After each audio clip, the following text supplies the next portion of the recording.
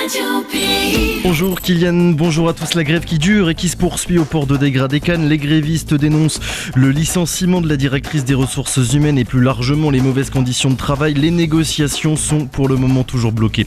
L'épidémie de Covid-19, elle, est toujours bien active alors que le nombre de cas repart à la hausse. Le comité scientifique territorial a recommandé hier le dépistage de prévention avant les fêtes de fin d'année. Interview à suivre sur ce point du docteur Serge Plénette. Au programme également de ce journal, le tourisme en Guyane.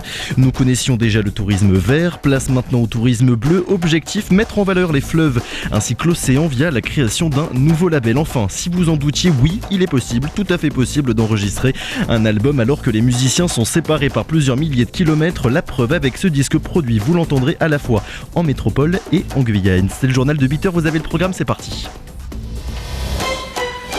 58 minutes encore à passer ensemble juste après ce journal directement enchaîné, le supplément pays avec Rodolphe Alexandre, le président de la collectivité territoriale qui viendra nous présenter les orientations budgétaires pour 2021 de cette collectivité. Et bien entendu, nous rentrerons au fond de ce robe dont vous parlez Jean-Paul Lepelletier en préambule dans son édito il y a à peine quelques minutes. Mais pour l'instant, nous nous rendons au Grand Port Maritime où la grève continue. Et oui, l'UTG réclame toujours, entre autres, la réintégration de la responsable des ressources humaines. Le syndicat bloque l'entrée du Grand Port pour le 5e jour consécutif et compte empêcher le trafic des containers. L'Union compte environ 30% de grévistes. Christian Joseph, délégué UTG du Grand Port, déplore l'absence de communication avec la direction. Exemple avec un rapport dont le résultat est selon lui caché aux employés. Il y a eu une mission sur les risques psychosociaux au mois de juillet et novembre 2019. À ce jour, nous réclamons le rapport de fin de mission, le rapport intégral, de manière à ce qu'on puisse constituer, au regard des éléments qui nous seraient fournis par les consultants, élaborer notre plan d'action et apporter des solutions aux difficultés. Mais aujourd'hui, ce document, il ne nous parvient pas non plus. Je me demande qu'est-ce qui se joue, pourquoi ce rapport ne nous est pas transmis. Est-ce que justement dans ce rapport, la direction est incriminée sur des faits mais nous ne sommes pas là pour pointer du doigt une personne. C'est une organisation qui dysfonctionne et il faut qu'on apporte les solutions pour que les salariés vivent mieux leur travail. Christian Joseph, délégué UTG du Grand Port, qui était au micro de Florian Royer. De son côté, la direction, la CMA-CGM de Guyane, le leader du transport de marchandises par voie maritime, déplore là, je cite, nouvelle pénalisation de l'économie guyanaise déjà impactée par la crise. On parle également ce matin de ce SDF qui a été condamné dans une affaire de vol avec violence et avec arme. Après une enquête qui a duré près de 2 mois, les policiers ont mis la main sur un individu récidiviste, un sans-abri dans 2 affaires de vol à domicile qui remontent au mois de septembre. L'auteur des faits agissait sous l'emprise du crack. Les objets volés étaient revendus pour satisfaire son addiction. Placé en garde à vue, il a reconnu l'intégralité des faits reprochés et a été condamné à 18 mois de prison ferme par le tribunal judiciaire de Cayenne lors de son jugement en comparution immédiate. Vous en avez maintenant pris l'habitude, tous les jours nous faisons le point sur l'épidémie de Covid en Guyane. Et la deuxième vague qui s'approche, la courbe du nombre de cas qui augmente peu à peu. Hier, 51 nouveaux cas ont été déclarés positifs sur près de 500 tests effectués. 51 nouveaux cas dont 30 sur l'île de Cayenne, 10 à Kourou.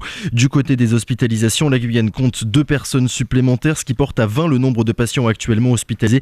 Depuis le 4 mars dernier, 11 458 personnes ont contracté le virus un peu partout sur le territoire. Comme tous les lundis, il se réunit et le EIL en question, c'est le comité scientifique territorial qui s'est donc réuni hier. Et c'était lundi. Et oui, avec un R0 égal à 1,35, donc supérieur à la moyenne nationale, les scientifiques n'ont qu'un seul message à faire passer: plus de prudence partout sur le territoire, notamment à l'approche des fêtes de fin d'année qui pourraient faire basculer la situation sanitaire en Guyane. On va écouter à ce propos le docteur Serge Plénette, biologiste et membre du comité scientifique.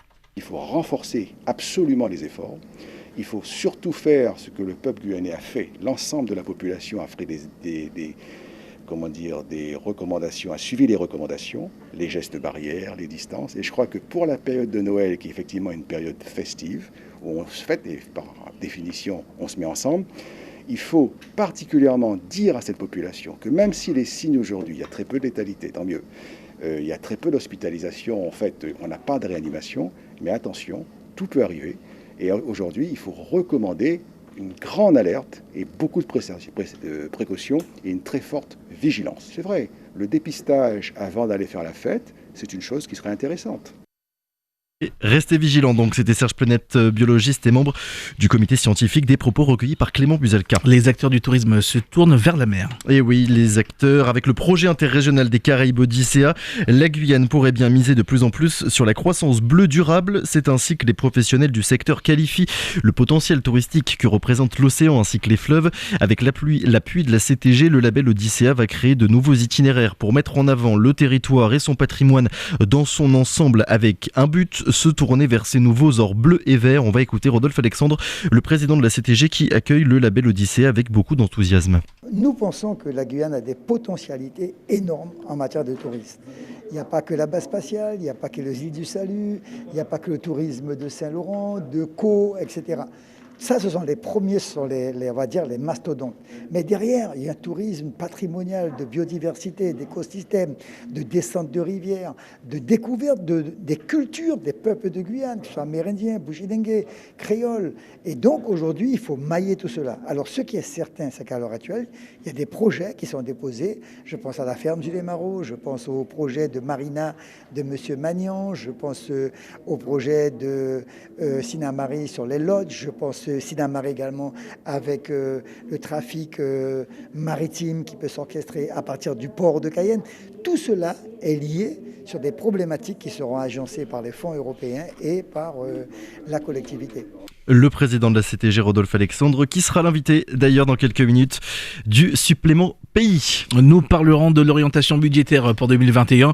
Vous avez pu l'écouter notamment la semaine dernière lors de la plénière en direct sur Radio Pays. Mais pour l'instant, à 8h07, nous revenons sur ces nouveaux contrats pour Arianespace. Arianespace qui a signé tout à fait avec Airbus un contrat pour lancer 4 satellites optiques à bord du futur lanceur Vega C d'une masse d'environ 300 kg chacun. Ces satellites seront lancés ensemble en 2023 depuis le centre spatial guyanais. Le lancement inaugural de Vega C, quant à lui, est prévu en 2021.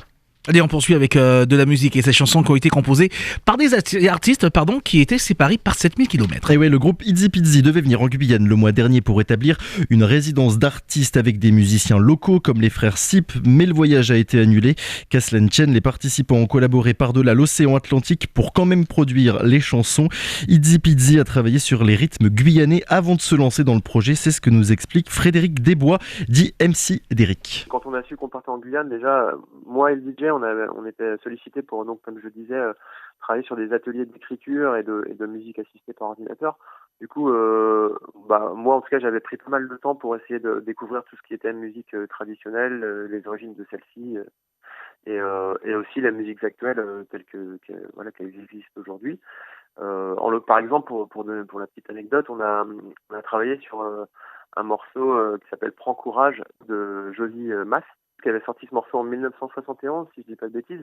Donc du coup, on avait déjà pris le temps de découvrir un peu la culture, et puis aussi pour savoir vers quoi nous on partait en termes de composition. On s'était beaucoup inspiré des rythmes et des danses guyanaises pour essayer de composer directement la musique sur ces rythmes-là, de façon à ce que eux ils arrivent avec leurs instruments traditionnels et qu'ils puissent être à même de poser des choses cohérentes avec ce que nous on a fait, quoi.